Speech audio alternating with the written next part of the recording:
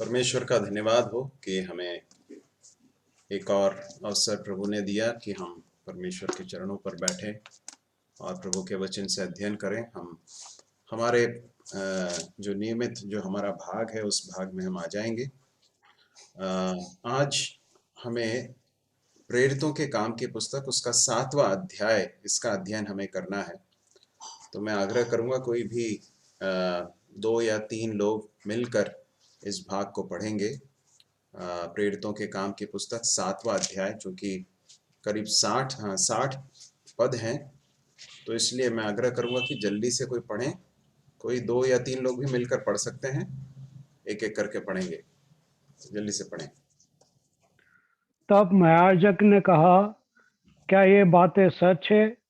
इस्तबुस ने कहा, हे भाइयों और पितरों, सुनो। हमारा पिता अब्राहम हारन में बसने से पहले जब मेसोपोटामिया में था, तो तेजोमय परमेश्वर ने उसे दर्शन दिया और उससे कहा, तू अपने देश और अपने कुटुंब से निकलकर उस देश में जा जिसे मैं तुझे दिखाऊंगा।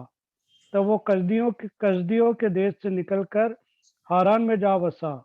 उसके पिता की मृत्यु के बाद परमेश्वर ने उसको वहां से इस देश में लाकर बसाया जिसमें अब तुम बसते हो, और उसको कुछ मिरास वरन पैर रखने भर की भी उसमें जगह न दी, परंतु प्रतिज्ञा की कि मैं देश तेरे वो और तेरे बाद तेरे वंश के हाथ कर दूंगा। यद्यपि उस समय उसके कोई पुत्र भी न था। और परमेश्वर ने यूं कहा, तेरी संतान के लोग पराए देश में परदेसी होंगे और वे उन्हें दास बनाएंगे और 400 वर्ष तक दुख देंगे। फिर परमेश्वर ने कहा, जिस जाति के वे दास होंगे उसको मैं दंड दूंगा और उसके बाद वे निकलकर इसी जगह मेरी सेवा करेंगे। और उसने उससे खतने की वाचा बांधी, और इसी दशा में इसहाक उससे उत्पन्न हुआ, और 8वें दिन उसका खतना किया गया। और इसहाक से याकूब, और याकूब से 12 कुलपति उत्पन्न हुए। कुलपतियों ने यूसुफ से डाह करके उसे मिस्र देश जाने वाले के हाथ बेचा, परंतु परमेश्वर उसके साथ था और उसे उसके सब क्लेशों से छुड़ाकर मिस्र के राजा फिरौन की दृष्टि में अनुग्रह और बुद्धि प्रदान की, और उसने उसे मिस्र पर और अपने सारे घर पर हाकिम नियुक्त किया। 11। तब मिस्र और कनान के सारे देश में अकाल पड़ा, जिससे भारी क्लेश हुआ और हमारे बाप दादों को अन्न नहीं मिलता था। परंतु याकूब ने यह सुनकर कि मिस्र में अनाज है, हमारे बाप दादों को पहली बार भेजा। और दूसरी बार यूसुफ अपने भाइयों पर प्रकट हो गया और यूसुफ की जाति फिरौन को मालूम हो गई। तब यूसुफ ने अपने पिता याकूब और अपने सारे कुटुंब को, जो 75 व्यक्ति थे, बुला भेजा। तब याकूब मिस्र में गया और वहां वह और हमारे बाप दादा मर गए, और वे शिकेम में पहुंचाए जाकर उस कब्र में रखे गए जिसे इब्राहिम ने चांदी देकर शिकेम में हमारे हमोर की संतान से मोल लिया था। परंतु जब उस प्रतिज्ञा के पूरे होने का समय निकट आया, तो परमेश्वर ने इब्राहिम से की थी, तो मिस्र में वे लोग बढ़ गए और बहुत ही हो गए, जब तक कि मिस्र में दूसरा राजा न हुआ जो यूसुफ को नहीं जानता था। उसने हमारी जाति से चतुराई करके हमारे बाप दादों के साथ यहाँ तक कुव्यवहार किया कि उन्हें अपने बालकों को फेंक देना पड़ा कि वे जीवित न रहें। उस समय मूसा उत्पन्न हुआ, जो बहुत ही सुंदर था, और वह 3 महीने तक अपने पिता के घर में पाला गया। परंतु जब फेंक दिया गया, तो फिरौन की बेटी ने उसे उठा लिया और अपना पुत्र करके पाला। और मूसा को मिस्रियों की सारी विद्या पढ़ाई गई, और वह बातों और कामों में सामर्थी था। जब वह 40 वर्ष का हुआ, तो उसके मन में आया कि मैं अपने इजरायली भाइयों से भेंट करूं, और उसने एक व्यक्ति पर अन्याय होने देखकर उसे बचाया और मिस्री को मारकर सताए हुओं का पलटा लिया। उसने सोचा कि मेरे भाई भाई समझेंगे कि परमेश्वर मेरे हाथों से उनका उद्धार करेगा, परंतु उन्होंने न समझा। दूसरे दिन जब वे आपस में लड़ रहे थे, तो वह वहां आ निकला और यह कह के उन्हें मेल करने के लिए समझाया कि हे पुरुषों, तुम तो भाई भाई हो, एक दूसरे पर क्यों अन्याय करते हो? परंतु जो अपने पड़ोसी पर अन्याय कर रहा था उसने उससे यह कहकर हटा दिया कि तुझे किसने हम पर हाकिम और न्यायी ठहराया है। और क्या क्या जिस रीति से तूने कल मिस्री को मार डाला मुझे भी मार डालना चाहते हो। यह बात सुनकर मूसा भागा और मिद्यान देश में परदेशी होकर रहने लगा और वहां उसके 2 पुत्र उत्पन्न हुए। जब पूरे 40 वर्ष बीत गए तो एक स्वर्गदूत ने सीनै पहाड़ के जंगल में उसे जलती हुई झाड़ी के ज्वाला में दर्शन दिया। मूसा ने उस दर्शन को देखकर अचंबा किया और जब देखने के लिए पास गया तो प्रभु का यह शब्द हुआ कि मैं तेरे बाप दादा इब्राहिम, इसहाक और याकूब का परमेश्वर हूँ। तो तब तो मूसा कांप उठा, यहाँ तक कि उसे देखने का हियाव न रहा।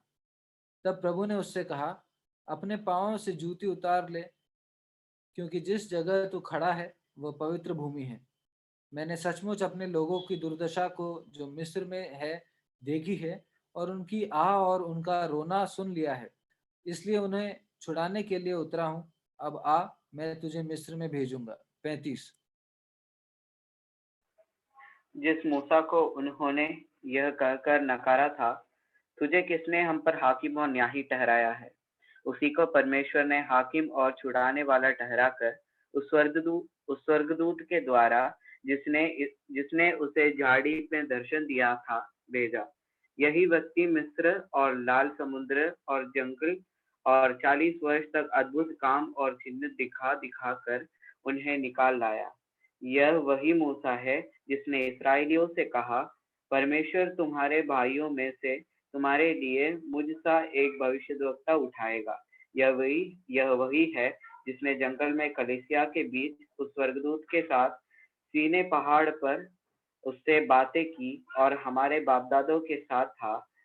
उसी उसी को जीवित वचन मिले कि हम तक पहुंचाए, परंतु हमारे बाप दादों ने उसकी मानना न चाहा, वरन उसे हटाकर अपने मन मिस्र की ओर फेरे। और हारून से कहा, हमारे लिए ऐसे देवता बना जो हमारे आगे आगे चले, क्योंकि यह मूसा जो हमें मिस्र देश से निकाल लाया, हम नहीं जानते उसे क्या हुआ।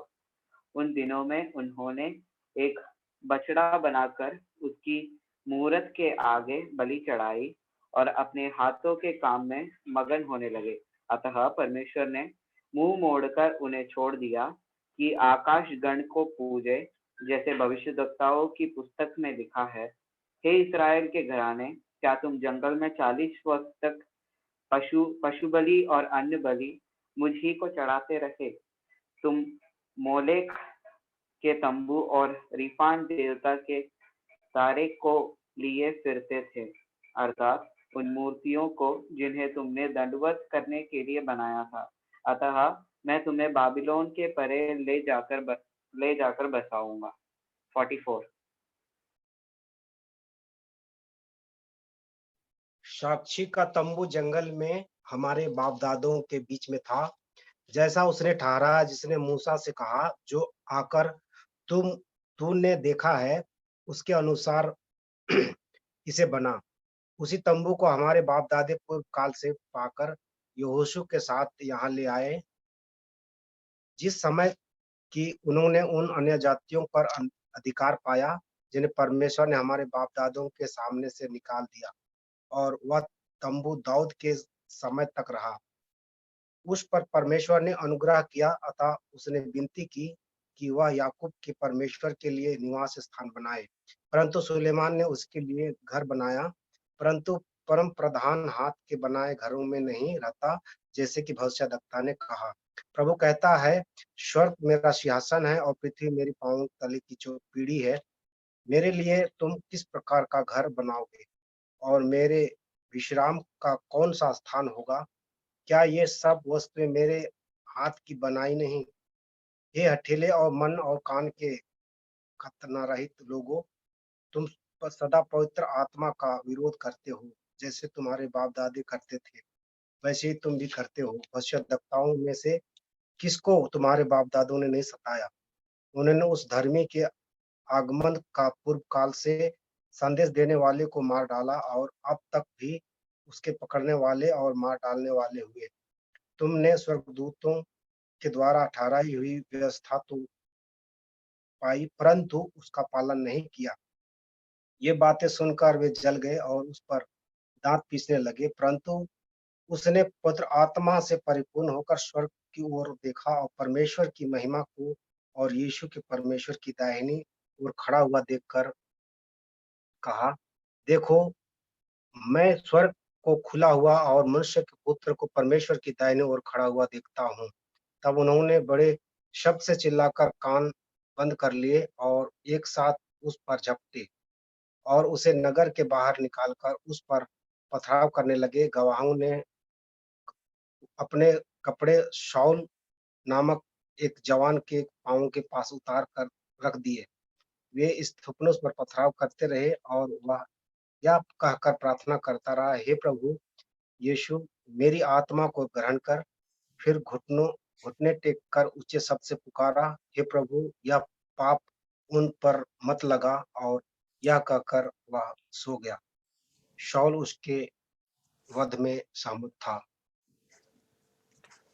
ठीक है भाई, धन्यवाद आप सभी का जिन्होंने परमेश्वर के वचन को पढ़ने में मदद की है। परमेश्वर के वचन का पढ़ना हम सभी के लिए आशीष का कारण हो, उसको सुनना हम सभी के लिए आशीष का कारण हो। ये एक बहुत बड़ा एक अध्याय है और स्तिफनुस को गिरफ्तार किया गया, हमने पिछले दिनों देखा था। और स्तिफनुस के विरुद्ध बहुत सारी गलत बातें जो हैं उसके पेशी में कही गई और उसके प्रत्युत्तर में स्तिफनुस अब जो है कुछ कह रहा है, अपना डिफेंस दे रहा है या फिर अपने उसके विरोध में जो आरोप लगे थे उसके प्रत्युत्तर में वो कुछ कह रहा है। तो ये जो अध्याय है हालांकि बहुत लंबा है और हमें ऐसा लग सकता है कि ये क्या स्तिफनुस कह रहा है, उसे अपने ऊपर जो आरोप लगाए गए थे उसका बचाव करने के लिए एक मौका मिला है और वो जो है बहुत बड़ा भाषण, लंबा चौड़ा भाषण दे रहा है, ऐसा प्रतीत हो सकता है।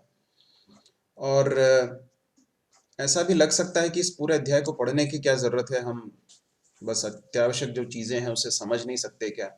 परंतु इसलिए कि स्तिफनुस ने बहुत ही छोटे छोटे डिटेल्स को, बहुत छोटे छोटे विवरणों को बहुत ध्यान से, बड़े विस्तार से यहाँ पर बताया है और परमेश्वर के आत्मा ने इसे परमेश्वर के वचन का एक भाग होकर हमें दिया है।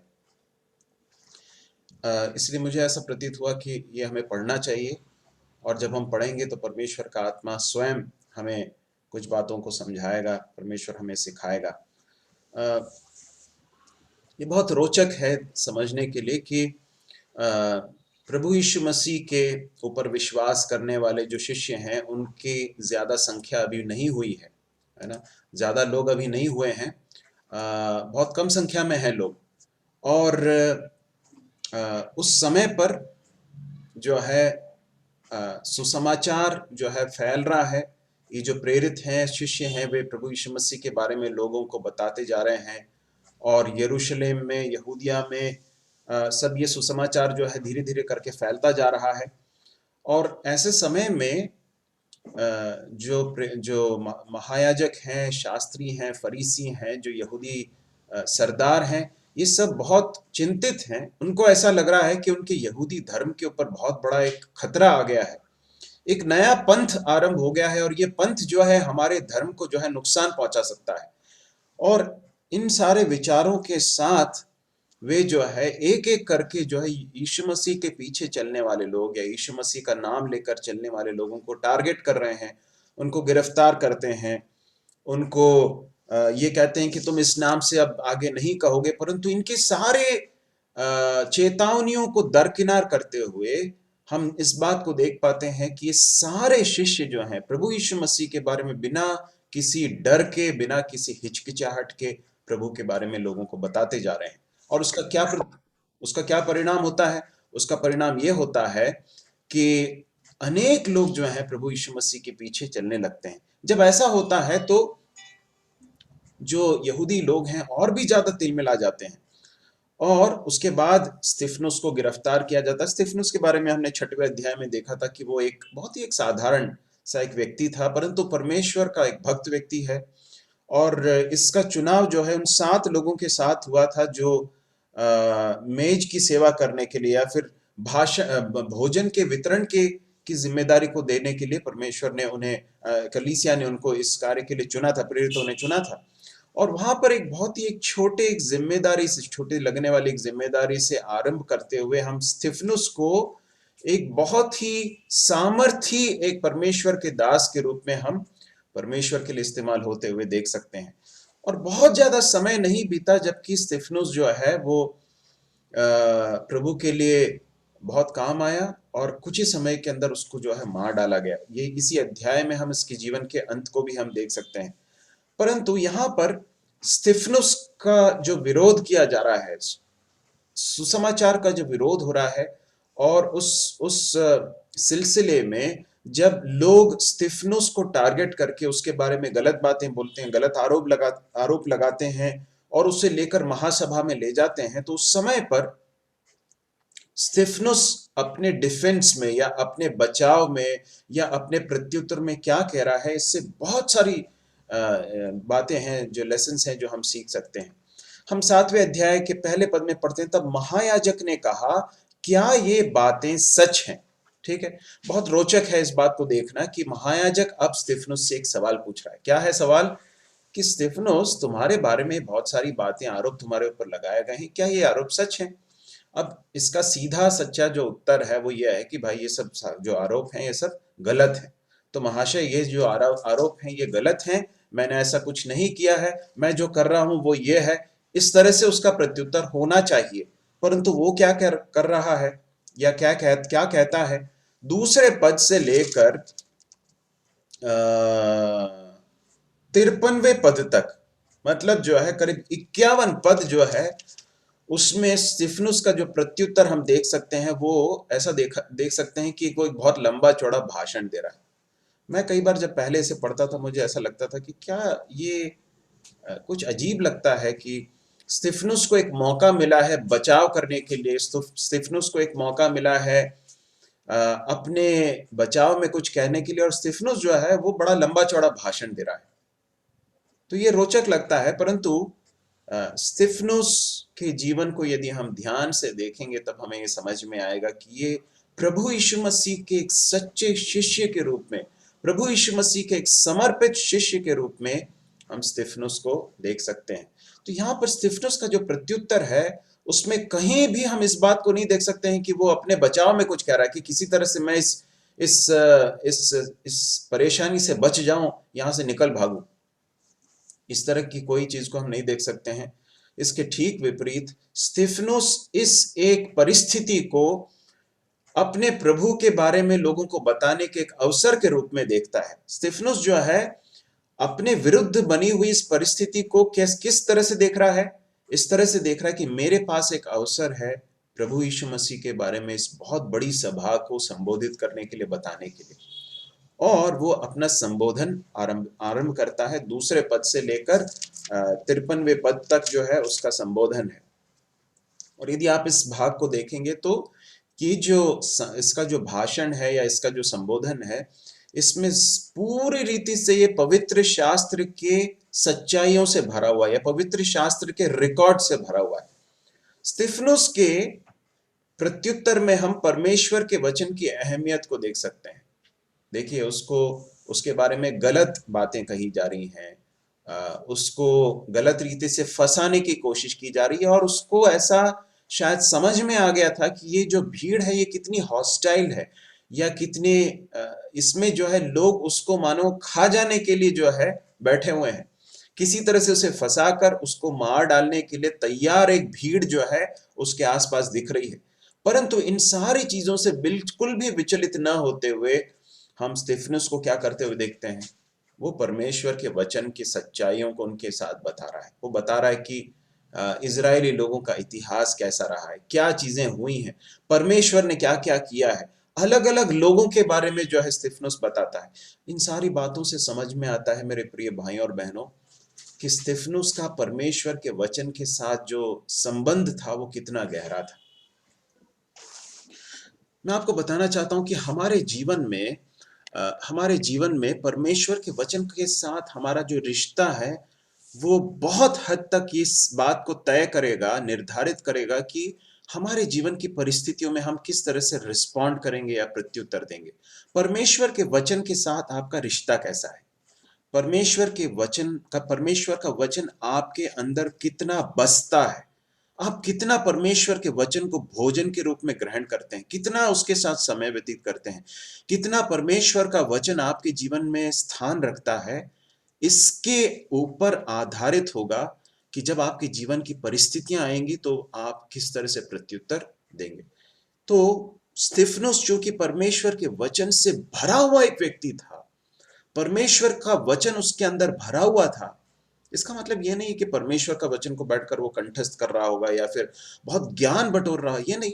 परमेश्वर का वचन उसके लिए भोजन के समान था, जिसे वो रोज हर पल जो है उसे वो ग्रहण करता था। परमेश्वर का वचन उसके जीवन में भरा हुआ था, उसके हृदय के अंदर भरा हुआ था। और इसलिए क्या हुआ, जब एक स्थिति आई जीवन में, परिस्थिति आई, जब उसके चारों ओर विरोधी लोग बैठे हुए हैं, उसको खा जाने की फिराक में है, उसको मार डालकर उसको नाश करने की फिराक में है, ऐसे समय पर स्तिफनुस बहुत शांत है, बहुत ही कंपोज्ड है, बहुत ही चैन और सुकून के साथ वो परमेश्वर के वचन को लोगों के साथ बांट पाता है। प्रभु हमारी सहायता करे कि इस एक सच्चाई को परमेश्वर हमारे हृदय के अंदर मानो पूरी रीति से डाल दे कि हमारा जीवन जो है वो परमेश्वर के वचन से, हमारा जीवन परमेश्वर के वचन से बहुत भरा हुआ होना चाहिए। और परमेश्वर के वचन की आज्ञाकारिता में जब हम जिएंगे तो जीवन की हर परिस्थिति का सामना हम सही रीति से कर पाएंगे। और उसके बाद फिर हम उस संबोधन में यदि आ जाएं तो वो सबसे पहले वो कहता है, दूसरे पद में स्तिफनुस ने कहा, हे भाइयों और पितरों, इस तरह से कहकर वो संबोधित करता है। कितने ही उदाहरणीय एक बात को हम यहाँ पर सीख सकते हैं। स्तिफनुस को मालूम है कि ये लोग किस चीज को अंजाम दे सकते हैं, क्योंकि उसने देखा है कि उसके प्रभु यीशु मसीह के साथ क्या हुआ है, इसके पहले याकूब के साथ क्या हुआ, इसके साथ और कुछ लोगों के साथ क्या हुआ, लोग इस पंथ के साथ क्या व्यवहार कर रहे हैं, इस बात को स्तिफनुस अच्छी तरह से जानता है। और इसलिए वो जानता है कि ये जो कुछ हो रहा है मेरे विरुद्ध, इस सब का हश्र क्या होगा, इसका परिणाम क्या होगा, अंतफल क्या होगा, पूरी संभावना है कि आज ये मुझे मार डालेंगे।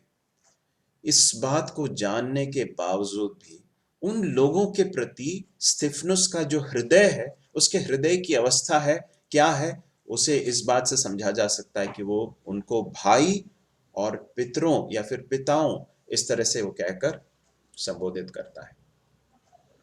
मेरे प्रिय भाई और बहनों, लोग हमारे प्रति बहुत बुरा व्यवहार कर सकते हैं, लोग हमें बहुत दुश्मनी की या शत्रुता की नजरों से हमें देख सकते हैं, हमारे साथ बर्ताव कर सकते हैं, परंतु यदि हम अपने हृदय को कड़वाहट से भरने के लिए या उनके प्रति उनको क्षमा न करने के एक विचारों से यदि हमारे हृदय को भरने के लिए अनुमति देंगे, तो फिर हमारा प्रत्युत्तर भी जो है कड़वाहट का होगा। परंतु यदि परमेश्वर का प्रेम यदि हमारे हृदय को अपने कब्जे में ले ले, यदि हम अपने हृदय को परमेश्वर के प्रेम के कब्जे में, उसके प्रभुता में देने के लिए अनुमति देंगे, तो फिर हमारा प्रत्युत्तर लोगों के प्रति बहुत ही अद्भुत होगा, ऐसा होगा जिससे हम खुद भी आश्चर्यचकित हो जाएंगे। मैं आपको बताना चाहता हूं कि आपको खुद भी आश्चर्य होगा जब आप अपने हृदय को परमेश्वर के प्रेम के लिए से भरने के लिए सौंपेंगे। आपको खुद आश्चर्य होगा कि आपका प्रत्युत्तर कैसा, और आपको ये समझ में आएगा कि आपका स्वाभाविक प्रत्युत्तर नहीं, ये इसलिए हो रहा है क्योंकि परमेश्वर के प्रेम ने आपके हृदय को कब्जे में लिया है। इसलिए आपका प्रत्युत्तर परमेश्वर के आत्मा का एक रिस्पॉन्स है। प्रभु हमारी सहायता करे कि हम अपने विरोधियों के प्रति भी, ऐसे लोग जो हमारा विरोध करते हैं, उनके प्रति हमारा जो हृदय है वो साफ रहे, वो पवित्र रहे, प्रेम से भरा हो। ये हम अपनी सामर्थ्य से नहीं कर सकते हैं, परमेश्वर के आत्मा के सहायता से और परमेश्वर के प्रेम के लिए अपने आप को, अपने हृदय को सौंपने के द्वारा ही ये किया जा सकता है। प्रभु हमारी सहायता करें। उसके बाद वो कहता है कि हमारा पिता अब्राम हारान में बसने से पहले जब मेसोपोटामिया में था तो तेजोमय परमेश्वर ने उसे दर्शन दिया। अब हिंदी में चूंकि ये जो सेंटेंस फॉर्मेशन है, जो वाक्य का जो बनावट है, उसमें हमेशा जिसके साथ कुछ हुआ उसको कई बार पहले स्थान दिया जाता है। तो इसलिए इसके सेंटेंस फॉर्मेशन में जो है अब्राहम पहले आया है, परंतु यदि आप अंग्रेजी में पढ़ेंगे तो वहां पर लिखा है द गॉड ऑफ ग्लोरी, तेजोमय परमेश्वर पहले आया है। ठीक है, तो उसे वैसे भी समझ सकते हैं, बात अर्थ एक ही है, परंतु क्रम में यदि देखें तो अंग्रेजी में जो तेजोमय परमेश्वर ने हमारे पिता इब्राहिम हारान में बसने से पहले मेसोपोटामिया में था, उसको दर्शन दिया, इस तरह से अंग्रेजी में लिखा हुआ है।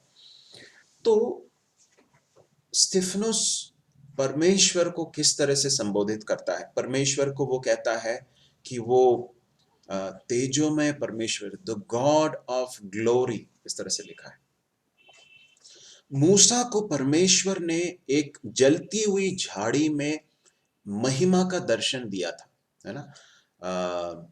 और उसके बाद फिर हम जाकर देखते हैं कि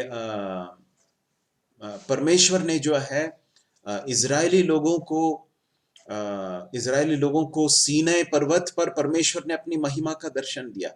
यहां पर स्तिफनुस कहता है कि तेजोमय परमेश्वर ने हमारे पिता अब्राहम को दर्शन दिया। तो ये जिस परमेश्वर के बारे में यहाँ पर स्तिफनुस बता रहा है, वो ये बताता है कि परमेश्वर जो है वो तेजोमय परमेश्वर, is the God of glory. उसने अपनी महिमा को इन लोगों के ऊपर दिखाया था, दर्शन को दिया था, उनको प्रकट किया था। देखिए, स्तिफनुस जानता था, स्तिफनुस ने परमेश्वर के वचन से जो उनको लिखित रूप में भविष्यद्वक्ताओं के पुस्तकों में, मूसा के पुस्तकों में परमेश्वर ने इजरायली लोगों को दिया था, उन सबको उसने पढ़ा होगा और उसमें उसने सुना होगा, उसने पढ़ा होगा कि परमेश्वर ने अपने तेज को दिखाया, अपनी महिमा का दर्शन दिया। परंतु जब स्तिफनुस इस संबोधन को आरंभ कर रहा है तो शुरुआत में ही जब वो इस बात को कहता है कि तेजोमय परमेश्वर ने, द गॉड ऑफ ग्लोरी ने हमारे पिता अब्राहम को दर्शन दिया, तो जब इस बात को वो कहता है तो मुझे ऐसा लगा कि ये इसका एक निश्चित कारण है कि वो पहले अपने संबोधन में सबसे पहले परमेश्वर के बारे में इस बात को क्यों कह रहा है। यदि हम इसके अंतिम भाग में आ जाएं तो वहां पर हम इस तरह से पढ़ते हैं, उसके 56वें पद में कहा, देखो मैं स्वर्ग को खुला हुआ और मनुष्य के पुत्र को परमेश्वर के दाहिनी ओर खड़ा हुआ देखता हूं। और उसके बाद उसके 55 में इसके पहले लिखा है, परंतु उसने पवित्र आत्मा से परिपूर्ण होकर स्वर्ग की ओर देखा और परमेश्वर की महिमा को और यीशु को परमेश्वर के दाहिनी ओर खड़ा हुआ देखा।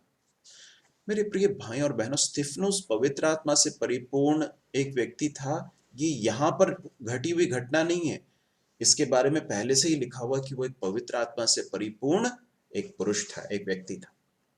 पवित्र आत्मा से परिपूर्ण होकर परमेश्वर की महिमा की एक झलक को स्तिफनुस पहले से ही देख चुका है, और इसलिए जब वो अपने संबोधन को आरंभ कर रहा है तो उस समय पर उसके मुंह से सबसे पहली जो बात निकल के आती है वो ये है कि हमारा परमेश्वर तेजोमय परमेश्वर गॉड ऑफ ग्लोरी है, परमेश्वर तेजोमय परमेश्वर। उसकी महिमा के एक अंश को, उसकी महिमा की एक झलक को स्तिफनुस ने देखा था, इसलिए वो जानता था कि वो किसकी उपस्थिति में। हालांकि वो विरोधियों से घिरा हुआ है, ऐसे लोगों से जो उसको फाड़ खाने वाले भेड़ियों के समान घेरे हुए हैं, जो उसकी गलतियां ढूंढने में लगे, जो उसके ऊपर गलत आरोप लगा रहे हैं, परंतु वो इस बात को जानता है कि वो परमेश्वर, तेजोमय परमेश्वर, महिमामय परमेश्वर की उपस्थिति में खड़ा हुआ है। कहता है कि उसी परमेश्वर ने, उस तेजोमय परमेश्वर ने हमारे पिता अब्राहम को, जो हारान में बसने से पहले मेसोपोटामिया में था, परमेश्वर ने उसे दर्शन दिया। और अब उसके बाद स्तिफनुस जो है यदि आप देखेंगे तो वो इब्राहिम के बारे में बताता है, और उसके बाद इसहाक याकूब के बारे में थोड़ा सा बताते हुए फिर यूसुफ पर चला जाता है। उसके बाद मूसा के बारे में बताता है, मूसा के द्वारा बहुत सारे कार्य जो किए गए, परमेश्वर ने जो कार्य किए उनके बारे में बताता है। तो प्रमुख रूप से यदि देखें तो यहाँ पर 3 लोग हैं। पहला है इब्राहिम, दूसरा है यूसुफ और तीसरा है मूसा। 3 प्रमुख लोगों के बारे में स्तिफनुस अपने इस संबोधन में बातचीत कर रहा है, चर्चा करता है। ठीक है, हम इसे देखने की कोशिश करेंगे, एक एक करके देखने की कोशिश करेंगे। आज जब हम अध्ययन कर रहे हैं तो एक एक पद करके नहीं देखेंगे, परंतु इन लोगों के बारे में कहते समय स्तिफनुस किन बातों को बता रहा है और उससे हम क्या सीख सकते हैं, उस तरह से हम इसका अध्ययन करेंगे। सबसे पहला व्यक्ति जिसके बारे में वो बता रहा है वो है अब्राहम। और अब्राहम के बारे में वो ये कहता है कि तीसरे पद में उससे परमेश्वर ने कहा, तू अपने देश, अपने कुटुंब से निकलकर उस देश में जा जिसे मैं तुझे दिखाऊंगा। तब वह कसदियों के देश से निकलकर हारान में जा बसा। उसके पिता की मृत्यु के बाद परमेश्वर ने उसको वहां से इस देश में लाकर बसाया जिसमें तो अब तुम बसते हो, और उसको कुछ मीरास वरन पैर रखने भर की भी उसमें जगह न दी, परंतु प्रतिज्ञा की कि मैं यह देश तेरे और तेरे बाद तेरे वंश के हाथ में कर दूंगा, यद्यपि उस समय उसके कोई पुत्र भी न था। अब यहां पर इब्राहिम के बारे में स्तिफनुस कुछ सच्चाइयों को बताता, क्या कहता है? वो ये बताता है कि तुम जो लोग हो, हम जो लोग हैं जो यहां पर एकत्रित हैं, हम ये जो जाति हैं, इजरायली जाति या यहूदी जाति, इसका आरंभ कहां से हुआ है? कहां से हुआ है? इब्राहिम से हुआ। इसलिए इब्राहिम का के बारे में स्तिफनुस सबसे पहले चर्चा करता है। इब्राहिम से ये सब कुछ आरंभ हुआ। और किसने आरंभ किया? परमेश्वर ने। सारी चीजों का जो आरंभ होता है वो कहां से होता है? परमेश्वर से होता है। देखिए, हमारा जीवन जो है ना, उसमें बहुत सारी चीजें घटती हैं। अच्छी चीजें भी घट सकती हैं और हमें बुरी लगने वाली चीजें भी घट सकती हैं, परंतु इस बात को कभी नहीं भूलना है कि हमारा जीवन जो है अंततः इन सारी चीजों में जो उभर कर जो आ रहा है वो कौन है मालूम है? परमेश्वर है। संसार में, विश्व भर में जो कुछ भी घटना घट रही है, अमेरिका में चुनाव हो रहा है, एक व्यक्ति हट गया, दूसरा व्यक्ति आ गया, भारत में चुनाव हो रहे, एक सरकार बदल गई, दूसरी सरकार आ गई, कहीं पर मसीह लोगों का विरोध हो रहा है, कई लोगों को मार डाला जा रहा है, या कहीं पर भूकंप हो रहा है, अकाल हो रहा है, कोरोना आ गया, ये सारी चीजें घट रही हैं। इस बात को कभी ना भूलें कि परमेश्वर है जो इन सारी चीजों के ऊपर है। He is the king who is ruling above everyone. वो राजा है जो सारी चीजों के ऊपर राज्य कर रहा है। परमेश्वर जो तेजोमय परमेश्वर है, जो महिमा का राजा है, जो महिमा का परमेश्वर है, वो इन सारी चीजों को कर रहा है। और उसने क्या किया? उसने इब्राहिम नाम के एक व्यक्ति को चुन लिया। उसने क्या किया? इब्राहिम नाम के एक व्यक्ति को चुना और उससे कहा कि तू अपने लोगों को छोड़ दे और एक ऐसे देश की ओर जा जिसके बारे में मैं तुझे बताऊंगा। इब्राहिम ने क्या किया? इब्राहिम ने परमेश्वर की आज्ञा को माना, परमेश्वर के ऊपर भरोसा किया, छोड़ दिया उस स्थान को और एक ऐसी यात्रा की ओर निकल पड़ा जिसके बारे में उसे कुछ नहीं मालूम था। विश्वासियों का पिता इब्राहिम, और उसको परमेश्वर ने प्रतिज्ञा दी थी। क्या क्या प्रतिज्ञा दी थी? यदि इब्राहिम के साथ की वाचा के बारे में यदि आप सीखेंगे तो आप समझ सकते हैं। परमेश्वर ने उसको कहा कि मैं तुझे संतान दूंगा, मैं तुझे बड़ी जाति बनाऊंगा, मैं तुझे भूमि दूंगा, और ये जो जो स्थान जो तुझे दिखा रहा हूं ये सब मैं तुझे दूंगा, और उसके बाद तुझसे बड़े बड़े राजा निकलेंगे। और उसके बाद फिर उसने कहा कि तेरी जाति, तेरे द्वारा मैं संसार की सारी जातियों को आशीषित करूंगा। इस परमेश्वर की इस वाचा में परमेश्वर ने इब्राहिम को जो प्रतिज्ञा थी उसमें बहुत सारे डिटेल्स हैं, बहुत सारी चीजें हैं, परंतु इब्राहिम के जीवन काल में इब्राहिम ने उस प्रतिज्ञा के एक बात को होते हुए देखा। वो क्या था? परमेश्वर ने उससे कहा था कि मैं तुझे बेटा दूंगा। परमेश्वर ने बेटा दिया, परमेश्वर ने संतान दिया। वो कौन है? इसहाक। इसहाक को परमेश्वर ने उसके बुजुर्ग अवस्था में, उसके बुढ़ापे में परमेश्वर ने उसे दिया।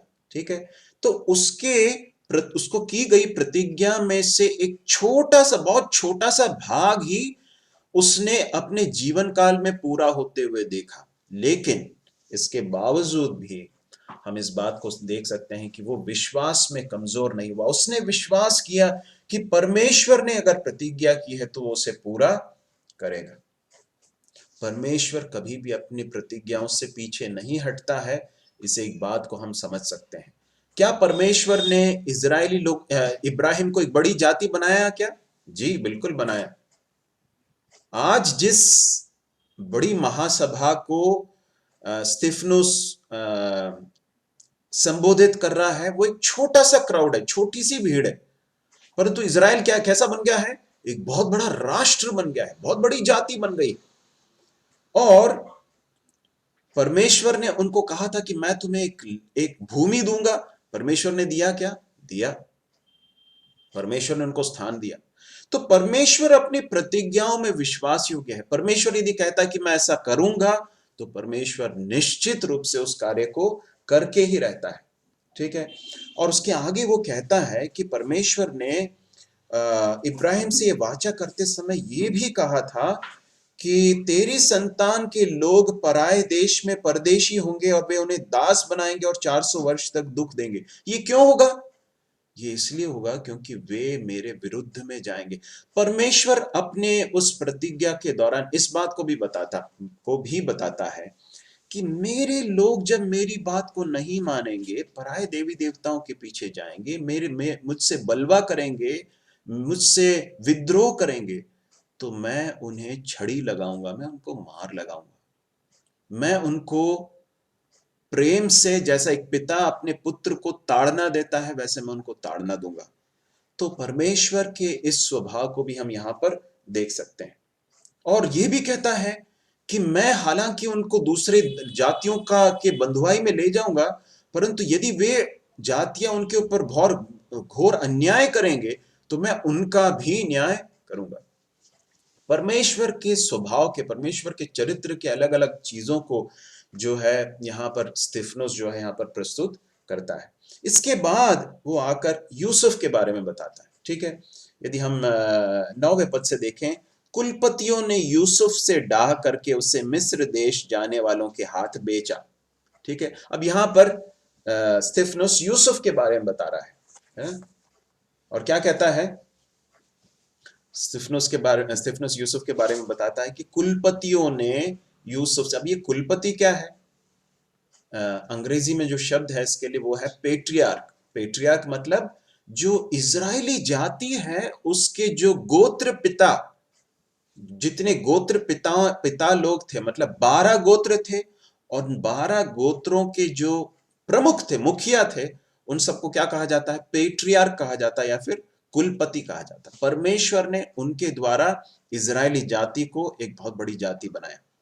अब इस बात को याद रखिए, यहां पर स्तिफनुस यूसुफ के भाइयों के बारे में जब बताता है, ये लोग कौन है आप जानते हैं? ये वो लोग हैं जिन्होंने यूसुफ को धोखा दिया, जिन्होंने यूसुफ को बेच डाला, जिन्होंने उसको मार डालने का षड्यंत्र रचा, उसके बाद गड्ढे में डाल दिया था, लेकिन उसके बाद उठाकर उसे बेच डाला, उसके बाद फिर उसको उससे घृणा की। परंतु परमेश्वर का आत्मा उनको क्या कहकर यहां संबोधित कर रहा है? कुलपति करके या फिर पेट्रियार्क करके। देखिए आप, यदि हम यदि परमेश्वर के वचन में लोगों के जीवन का अध्ययन करेंगे ना, तो हमें एक बात समझ में आएगी। लोगों के जीवन बहुत खराब जीवन रहे हैं, बहुत मेस्ड अप लाइफ्स रहे हैं, बहुत परमेश्वर के प्रति विद्रोह करने वाले, परमेश्वर के विरोध में चलने वाले कई लोग रहे हैं। परंतु जब उनके जीवन में परमेश्वर का काम हुआ और जब वे परमेश्वर की ओर लौटे, जब उन्होंने परमेश्वर के पास आकर अपने पापों को माना, उनके जीवन में जब एक टूटा हुआ हृदय है, आप जानते हैं क्या हुआ? उनके जीवन को परमेश्वर ने बदल दिया। इन कुलपतियों में से एक का नाम है यहूदा। आप जानते हैं यहूदा के बारे में? यहूदा वो व्यक्ति है जिसने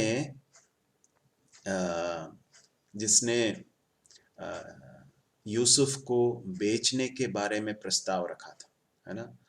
और वो अपने भाई यूसुफ से प्रेम करने वाला एक व्यक्ति नहीं था, इसलिए उसने बेचने का प्रस्ताव रखा। एक ऐसा व्यक्ति था जिसके जीवन में हम एक एक करके जो है पतन दर पतन देख सकते हैं। आगे जाकर हम देख सकते हैं कि किस तरह से नैतिक रूप से भी बहुत ही पतित एक अवस्था में यहूदा को हम देख सकते हैं। परंतु एक ऐसा समय आया यहूदा के जीवन में जब उसने ये समझ लिया कि मेरा जीवन वास्तव में बहुत ही गलत है परमेश्वर की दृष्टि में। वो अपने पाप को मान लेता है, और एक समय था जब वो दूसरों के ऊपर दोष दे रहा था, अपनी बहू के ऊपर बहुत दोष दे रहा था, परंतु आगे जाकर वो कहता है कि वो मुझसे ज्यादा धर्मी है, मैं वास्तव में गलत हूं। एक ऐसा समय उसके जीवन में आया। याकूब के जीवन में हम इस बात को देख सकते हैं कि जब एक समय था जब वो भागा जा रहा था, परमेश्वर से दूर भागता था, दूसरों का के ऊपर दोष देता था, हमेशा षड्यंत्र रचने के लिए लोगों को चालबाजी के साथ अपने जीवन को व्यतीत करने, कुटिलता चालाकी के साथ जीवन व्यतीत करने वाले याकूब के जीवन में एक टर्निंग पॉइंट को हम देख सकते हैं। इसी तरह से इस यहूदा के जीवन में भी हम देख सकते हैं कि वो किस तरह से आगे जाकर एक समय जिसने यूसुफ को एक गुलाम करके बेचने का काम किया था, वही आगे जाकर क्या करता आप जानते हैं? यूसुफ के सामने अपने भाई के लिए गारंटी होकर वो कहता है कि मेरे भाई को छोड़ दो, मुझे गुलाम बनाकर रख लो। ऐसा क्यों हुआ आप जानते हैं? मालूम है?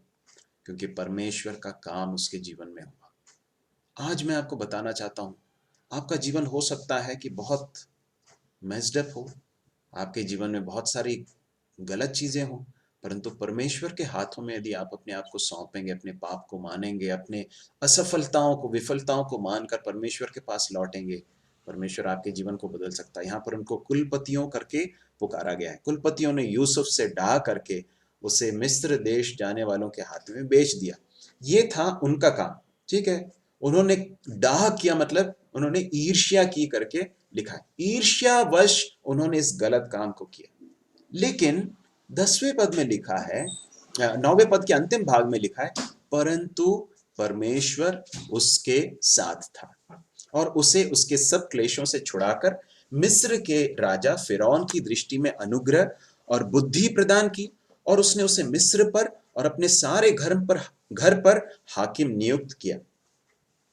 देखिए, यूसुफ के विरोधी तो बहुत सारे थे और उन्होंने उसे बेच डाला, और वो गुलाम बनाकर बेच डाला गया, और वो अपने पिता से दूर हो गया, उस पिता से जो उससे बहुत प्रेम करता था, पिता का बहुत वात्सल्य पुत्र था, बड़ा पिता उससे बहुत प्रेम करता था। पिता से दूर, अपने घर से दूर, एक दूसरे देश में, और उसके बारे में हम प्रेरितों के काम में एक समय पर ऐसा पढ़ते हैं कि उसको बेड़ियों से जकड़ा गया, उसको बहुत तकलीफ दिया गया। परंतु यहाँ पर एक बात लिखी है, वो क्या मालूम है?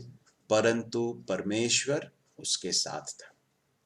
इसलिए कि परमेश्वर उसके साथ था, इसलिए उसका जीवन पूरी रीति से बदल गया। उसके उस भयानक परिस्थितियों के बीच में भी वो सस्टेन कर पाया, वो जिंदा रह पाया, वो मजबूत रह पाया, और परमेश्वर ने आगे उठाकर उसे बहुत ऊंचा किया। क्यों मालूम है? क्योंकि परमेश्वर उसके साथ था। यदि परमेश्वर हमारे साथ हो तो फिर जीवन की कोई भी कठिन परिस्थिति हमें नाश नहीं कर सकती। इसलिए प्रेरित पौलुस कहता है कुरिन्थियों के पत्री में, हम हर तरफ से क्लेश तो भोगते हैं परंतु निरुपाय नहीं है, हम दबाए जाते हैं परंतु नाश नहीं होते हैं। देखिए मेरे भाई और बहनों, हो सकता है आज आप एक ऐसी परिस्थिति में से होकर गुजर रहे हो जिसने आपको बहुत निराश करके रखा है, दबा कर रखा है, बहुत क्लेश से भरा हुआ जीवन हो सकता है। बस एक काम कीजिए, आप परमेश्वर के सामने खराई के साथ चलिए, परमेश्वर के सामने टूट कर परमेश्वर के सामने पुकारिए। यदि परमेश्वर आपका साथ देगा, परमेश्वर यदि आपके साथ है, तो परमेश्वर आपको सस्टेन कर सकता है। इस संकट की घड़ी में वो है जो आपको संभाल कर रख सकता है। आपको टूट कर बिखरने से अगर कोई बचा सकता है तो वो सिर्फ और सिर्फ परमेश्वर है। तो यहाँ परमेश्वर उसके साथ था, और परमेश्वर ने क्या किया? उसे सब क्लेशों से छुड़ाया। एक समय, एक दौर था जब उसे बहुत क्लेशों से होकर गुजरना पड़ा। ऐसे ही वो ऊपर नहीं उठ गया, बहुत संकट में से होकर गुजरना पड़ा, परंतु उसके पश्चात क्या आया? एग्जॉल्टेशन, उसके बाद महिमा आई।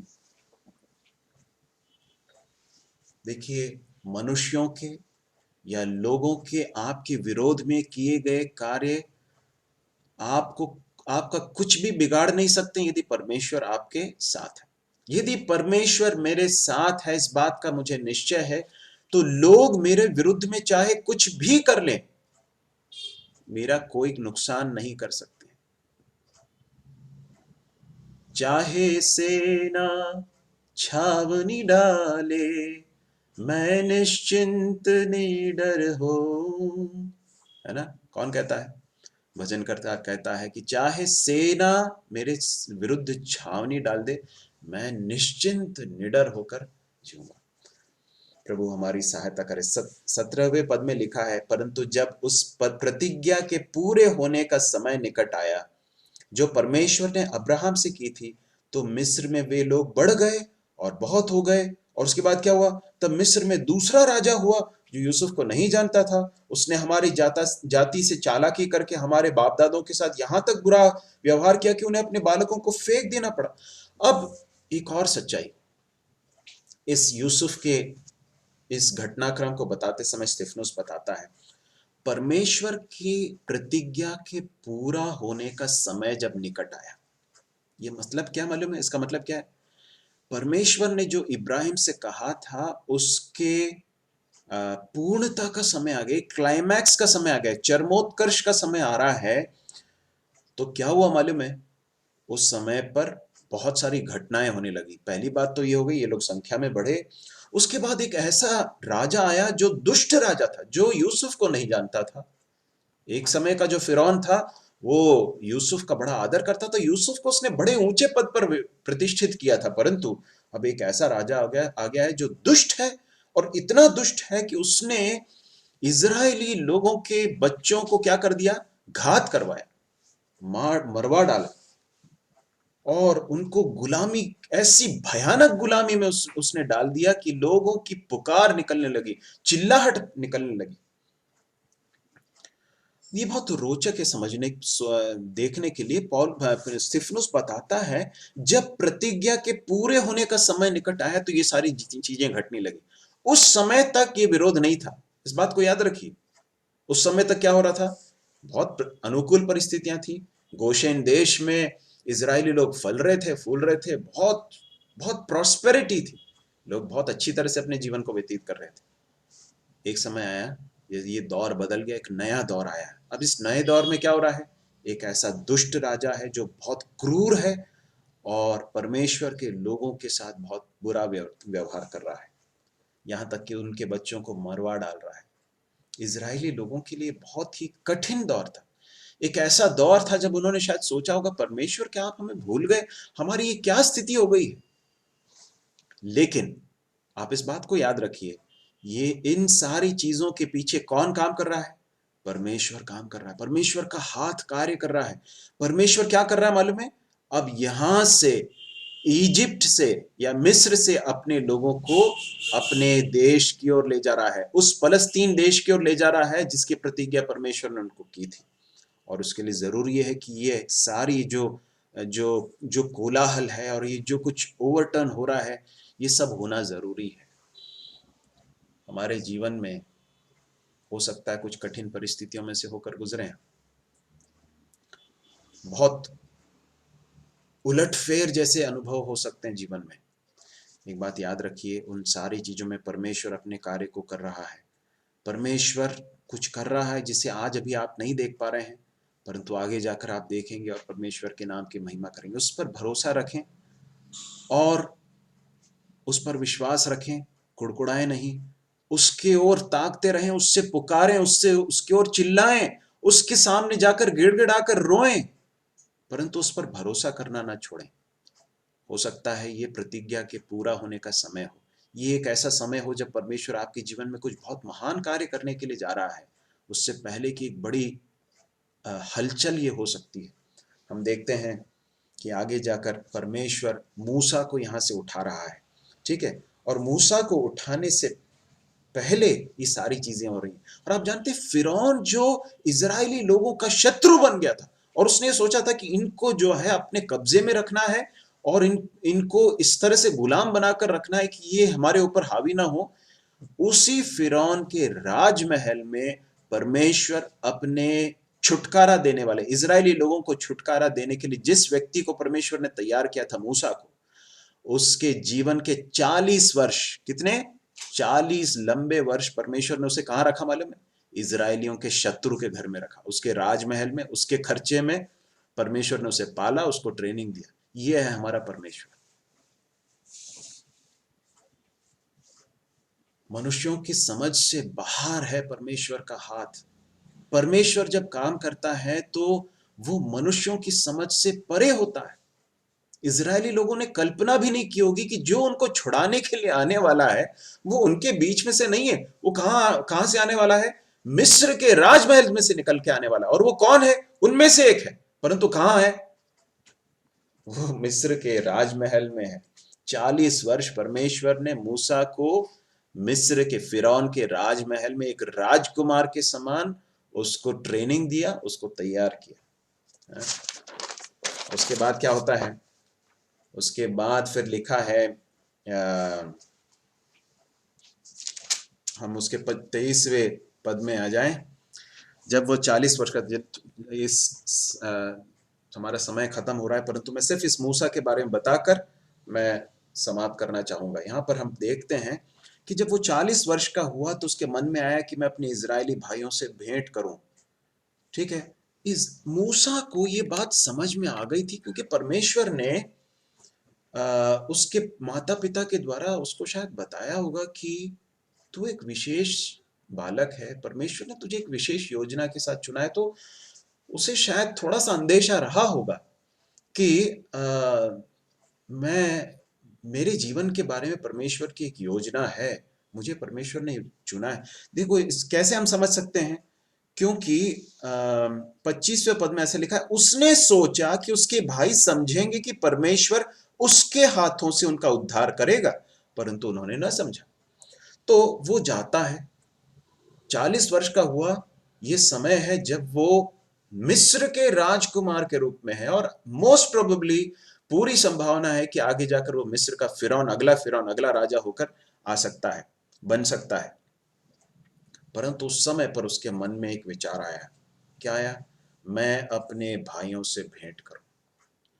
इब्रानियों की पुस्तक में ऐसा लिखा है कि जब मूसा सयाना हो गया तो उसने फिरौन की बेटी का पुत्र होने के दर्जे को उसने इनकार कर दिया और परमेश्वर के लोगों के साथ निंदा सहना मिस्र के भंडार से ज्यादा कीमती समझा।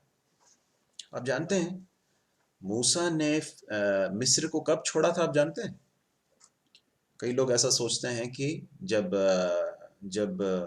उसे समझ में आया कि भाई मेरे लोग जो है वो मेरे को नहीं समझ रहे हैं और ये मैंने जो कल जो किया था वो मिस्री व्यक्ति को मार डाला था, वो अब जो ये पहुंच गए, बात निकल गई और अब ये राजमहल में पहुंच जाएगी, इसलिए राजा से डरकर वो भागा करके लिखा है। परंतु वास्तव में उससे पहले ही जो है मूसा जो है वो फिरौन से निकल चुका था। उसने अपना मन जो है वहां से हटा लिया था। कैसे जान सकते हैं? यहां पर वो लिखा है, जब वो 40 वर्ष का हुआ तो उसके मन में आया कि अपने इजरायली भाइयों से मैं भेंट करूं। मेरे प्रिय भाइयों और बहनों, उसका मन उचट गया था। उसका मन अब मिस्र के भंडार पर नहीं था, परंतु अब उसका मन परमेश्वर के लोगों के ऊपर लग गया था।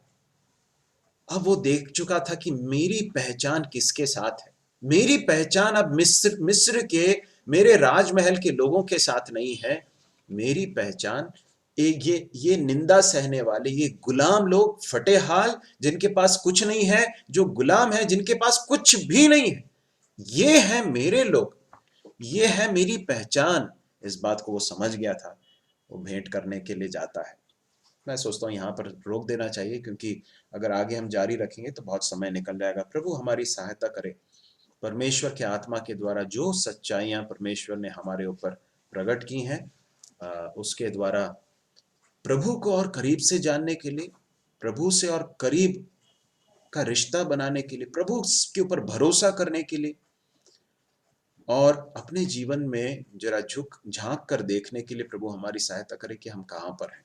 प्रभु हमारी सहायता करे। परमेश्वर के नाम की महिमा हो। कोई भी एक भाई प्रार्थना करके समाप्त करेंगे। परमेश्वर के नाम की महिमा।